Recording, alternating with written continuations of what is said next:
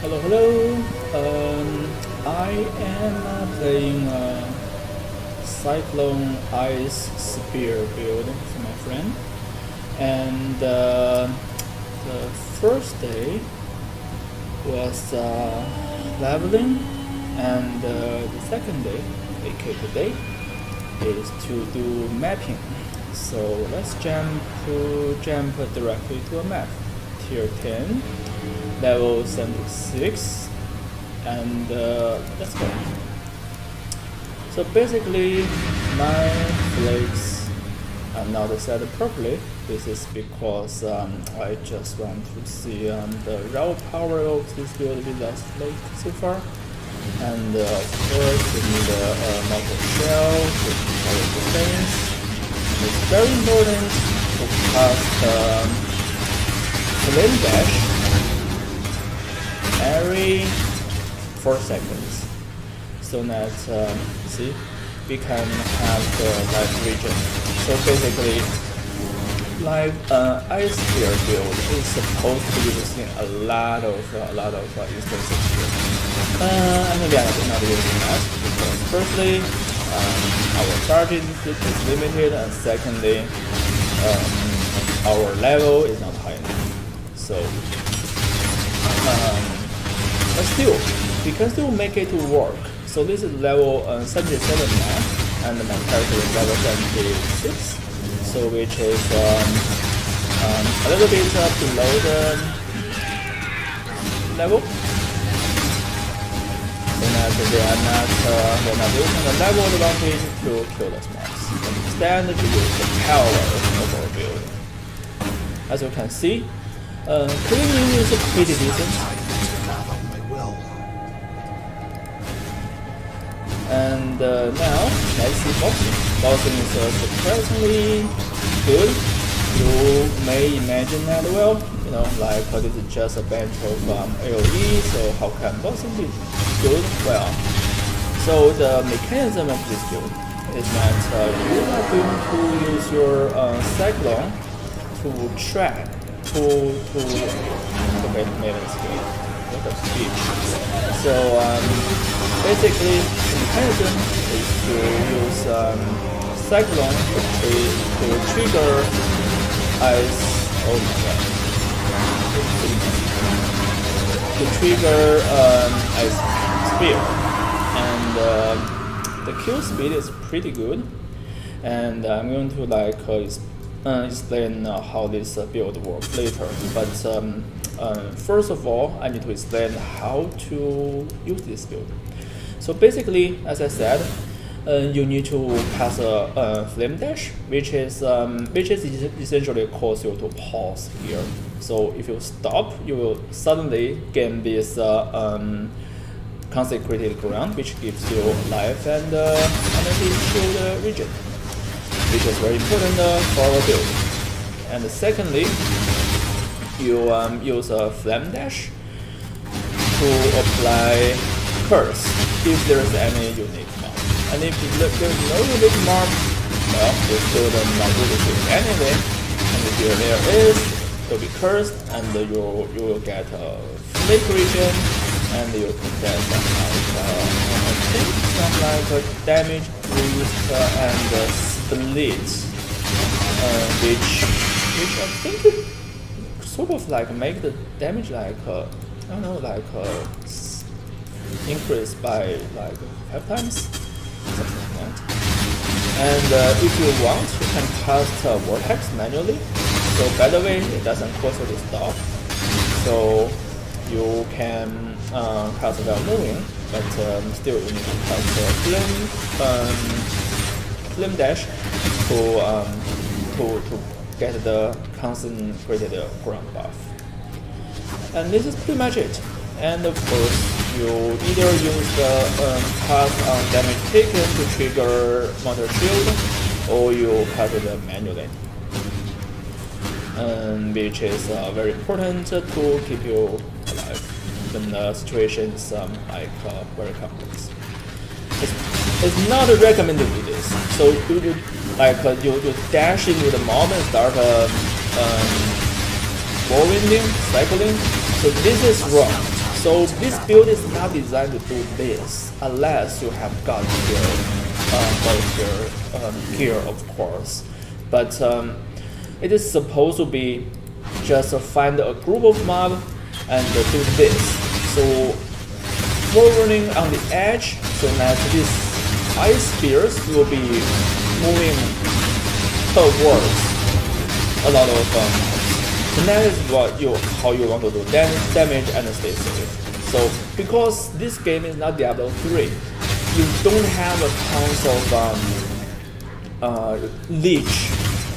And even for Diablo 2, like if you just roll into like a bunch of undead minion, you will die like really quick, because basically you just give yourself to the mobs, and this is very dangerous. So it's not in POE. It's a region-based like a percentage-based region. It's not about like how much damage it does.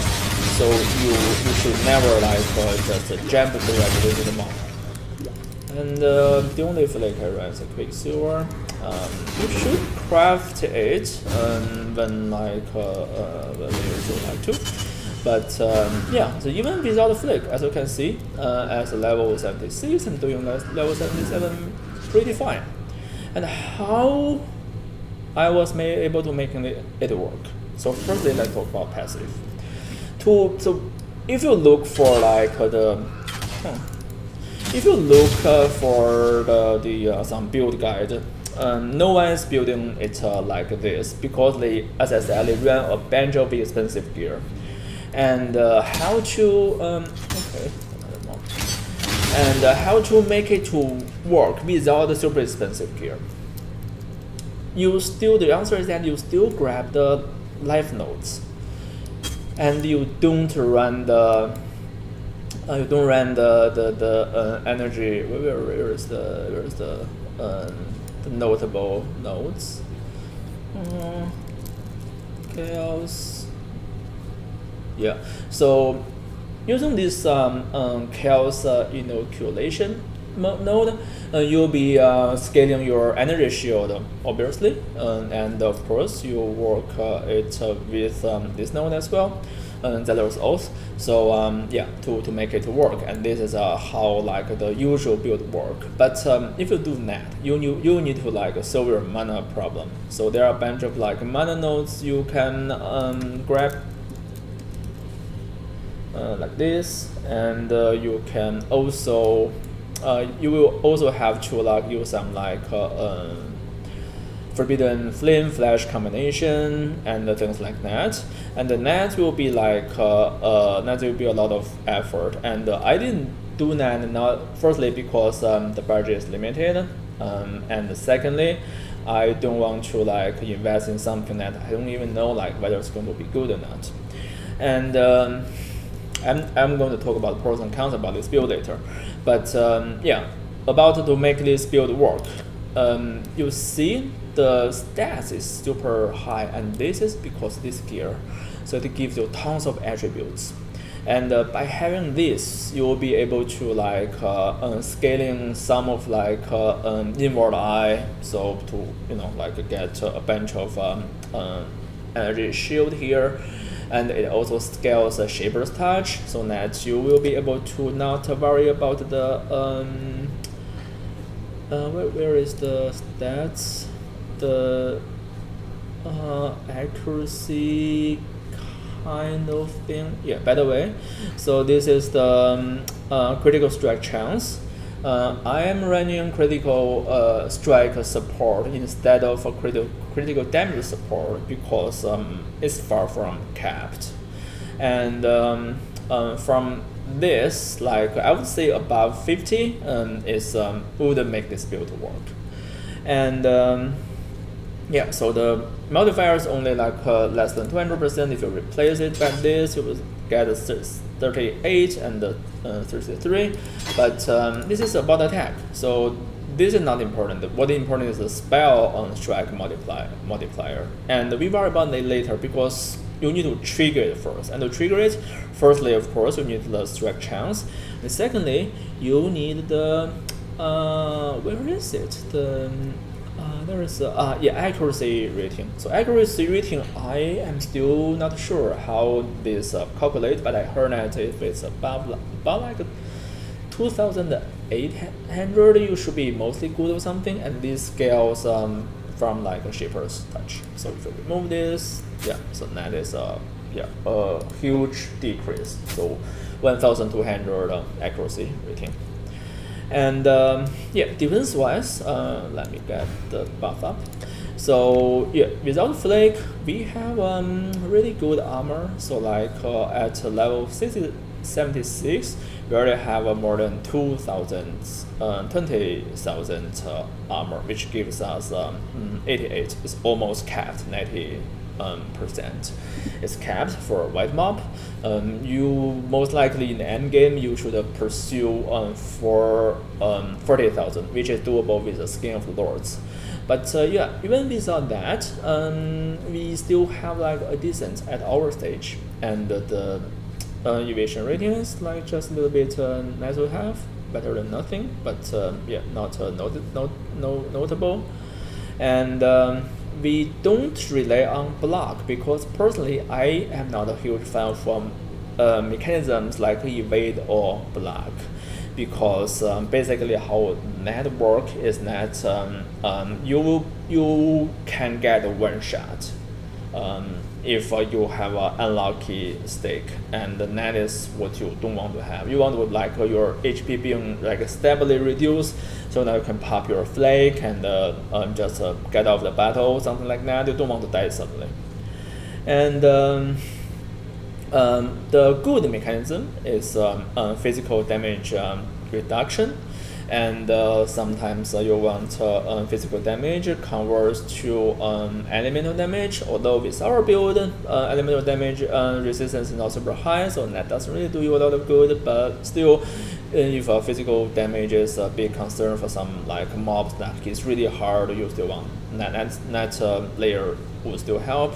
And for like when you can, of course, you can get block. I'm not running it because of this gear, and this gear gives me 4% to maximum resistance. So this is a big deal if you are running a budget build, because the equivalent of this is to run the either the Phoenix shield or the Aurora shield alongside with corrupted flash, I think, something which give you like a negative 70 to 80% elemental resistance, like basically the huge deduction. And to make that work, you need to like get some really good gear, which is impossible with this build, because eventually you want to replace this thing with Skin of the Doors. You want to replace one of the rings with this is sort of fun. So replace this with the curse ring, the aura ring.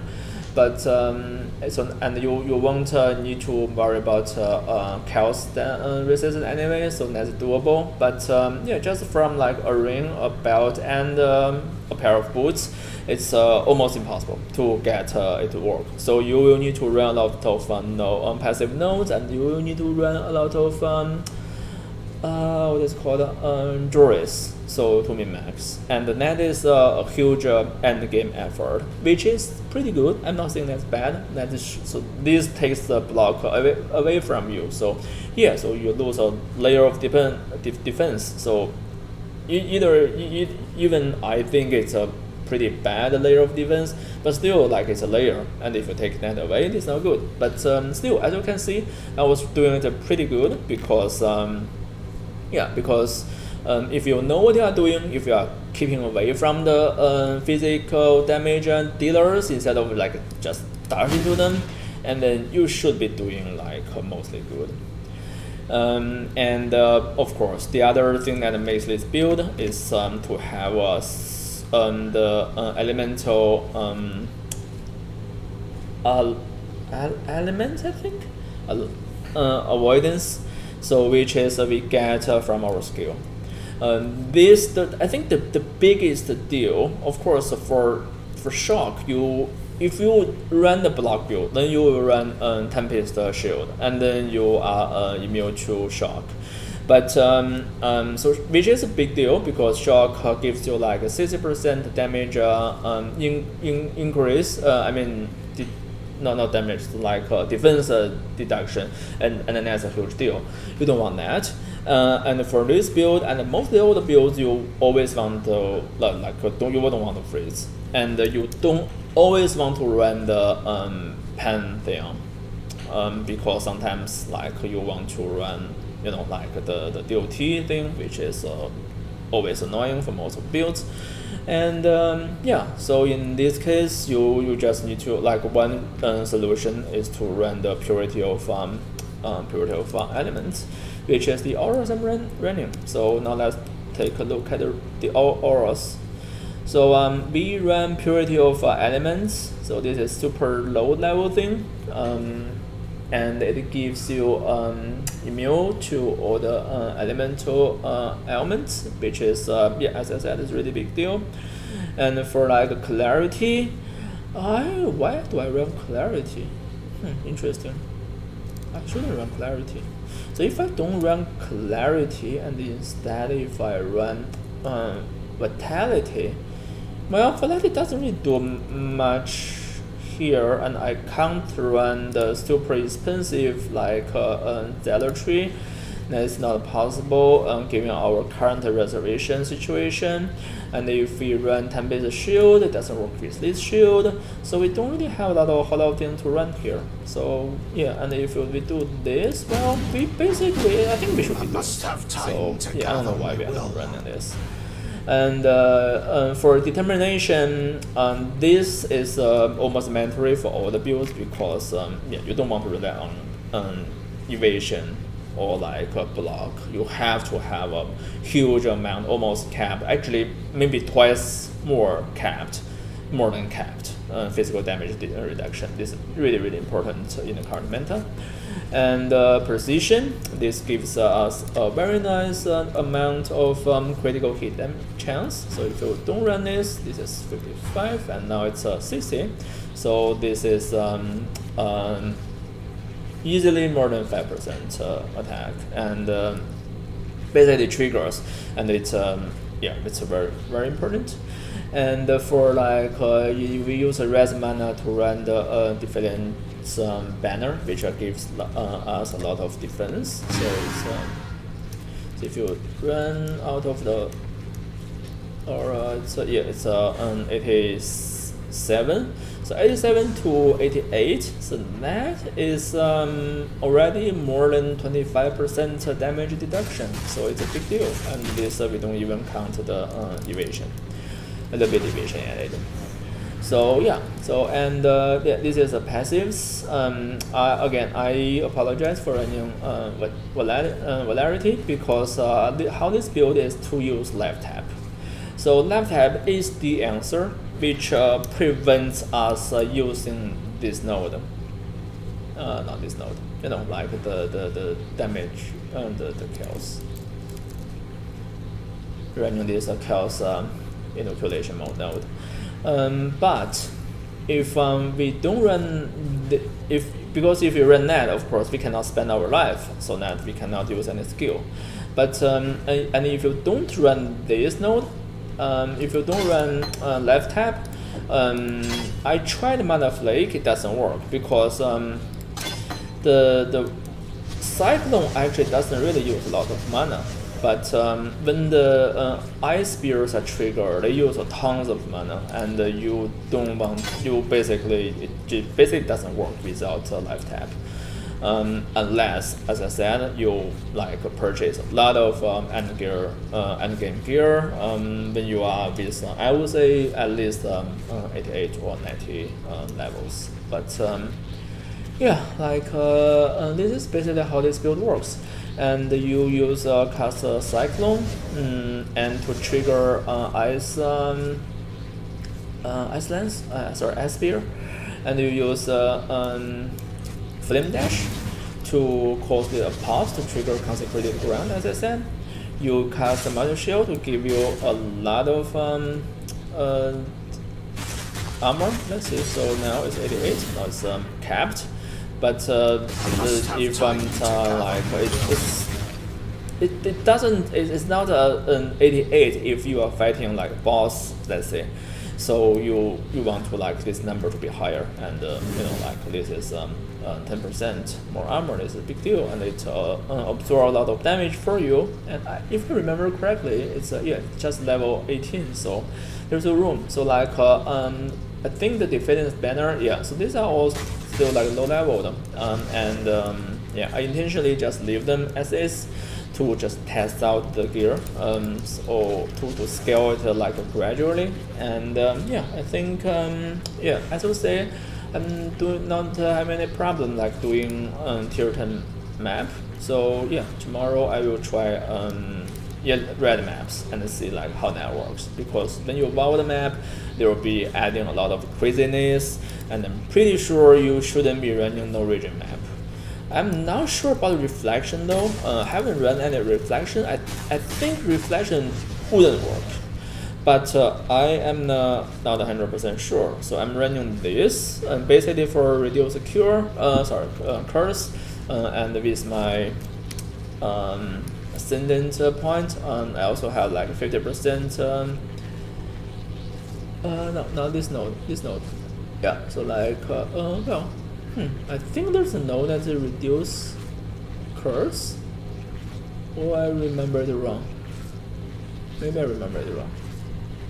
Okay. Oh, never mind. So yeah, basically just to do curse, because curse at some point is very annoying. So especially you just a lot of finish physical damage reduction for no reason, and you suddenly die.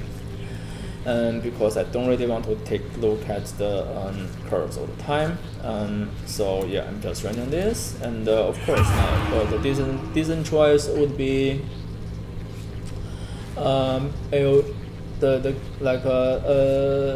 chaos DOT or physical DOT. And one more thing is that about the other skills, I don't really use Enduring Cry. It's like a pretty low level skill right now, but yeah, later on, this can give you a lot of health recovery if you are going to replace the life leaks. So I think this is one of the options. The other option is to use a lip slam or shield charge to just position yourself, although I don't think it's really necessary, because Cyclone can position yourself pretty good. It basically gives you the what is called the wither, not the wither, the effect that you can walk bypass enemies. And yeah, so this is mostly about this build. And the good thing about this build is that it does a decent it does decent cleaning power, relatively safe. You don't like need to just dive into the mobs. Still you did damage, but well, for POE there are not a lot of builds that actually needs you to dive into the mobs anymore, because that's simply like just a bad mechanism if it's required. And if when this skill is triggered and when there's only one enemy, then all the ice spears will be casted to the single mob, so which gives it a very good single target. So I think it has a potential to like easily beat the end game bosses, because eventually you'll be using like the crafted flash or something to get 90% elemental deduction, and you will be running like the chaos whatever that notable passive was, and it will be you won't need to worry about the chaos resistance anymore, and you will have like capped resistance and a lot of regen with your energy shield. So yeah, it will be pretty tanky eventually. Of course, a lot of builds will get to pretty tanky eventually, like Righteous Fire. Yeah, this build's tankiness is from a different mechanism, so that is why I think it's decent. Although, if I'm going to build it myself, I'm not sure if I'm going to build this Inquisitor or the more powder choice, the wizard thing choice. But yeah, so like Inquisitor, of course, you will get a tankier version of it. And now let's talk about the con about this build. The range. So basically, you need the Cyclone to trigger your trigger your damage dealer, the real damage dealer, as spears. So this would work if it's ritual, and is Pendition, I think, would also work. The Mirror, I think it would also work. But for the other things like Blight, I think for Bridge it would work, but for Blight, for Legion, it wouldn't work. Because you can't deal, you cannot even deal like the damage inside the same screen. So you just need to deal damage around this range and then use the spear to attack whenever. But yeah, basically you can attack this range. And what Legion and Blight is about is you need to attack mobs in at least one screen away, and yeah, preferably 2 screens away. Like you throw a trap, you come back, you throw a trap, or you just use minions, something like that. So yeah, and that's why this build is not good for this kind of contents. So that is why I'm going to talk a little bit about passive. So in this passive, I am going to choose I'm going to choose Mirror, and I'm going to choose a Ritual. So these 2 mechanisms are the mechanisms that I haven't tried in this league yet. And this is the first league I actually seriously started playing this game. So yeah, for the other things, I tried bossing nodes, Maven, Elder Slayer and Elder Shaper, and by the way, this is really bad odds. I played I got a lot of these maps, but for the unique maps, it's even with combination of these nodes, it's really sucks. So yeah, it's very disappointing. And my main account currently is running Legion and Blight because they both give you a lot of chests in the end of the mechanism, and that's a lot of money. And you can also run. I also tried Bridge, but for Bridge, it's just feels like way worse than Legion. You get some blinkers and really low level blinkers, and yeah, I don't know why are selling so cheap. So is it really that easy to get blinkers? It takes me ages. So yeah, Legion is much easier, and almost everyone should run Expedition because they're just two boxes, but it gives you a huge return. So if you run into the Expedition, you basically just get no logbook and it's easy 30 kills at least. So yeah, very stupid easy money maker. The only downside is, of course, the square reps is more important than the others, but still it's very easy to pay for itself, and it's fun. And for beats, I think maybe in the I haven't tried this. I don't know why there are so many nodes about beats. I think it may be good at some point, but firstly the demand is not huge. Not a lot of people are using beats crafting. It's basically a mid-game, not really an end-game crafting method. So that's why even the expensive beats I see they just sell for 20-30k. It's kind of the golden oil. So, and maybe it's easier for them to get those, but I think not a lot of people are buying on them anyway. So yeah, if you want to run bits, I don't know, but I have like I'm not very sure about that. And yeah. So strong boxes, again, everyone is running it. I am not a big fan because again, scarabs are pretty expensive, and it's just not fun. So you kill mobs, you get jobs. Like, and this is not the interesting mechanism. So this was in my first iteration. So because running bosses and running like strong, I was running Harbinger and strong boxes because you don't need to stop a lot. But both just it's not fun, and the game is not as like much as the streamers say, if you are not as good as them by like moving really fast. If you're just as you can see, just an average player like me, so you won't get like a crazy game from strong boxes. And but for like legions, you can just take your time to legion, do experimentation, do blight, and I'm going to try ritual with this passive if tomorrow when it's started building up. Okay, so this is pretty much it. Basically, I think the concept is that for like leveling,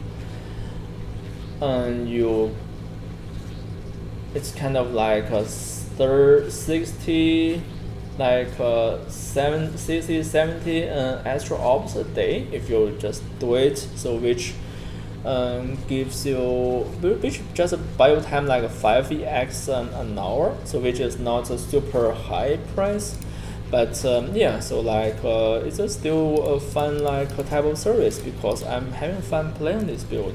If I just build it for myself, I probably wouldn't really do that, but like if I do it for others, it's it's a really good experience. So thank you my friend for allowing me to do this, and see you tomorrow.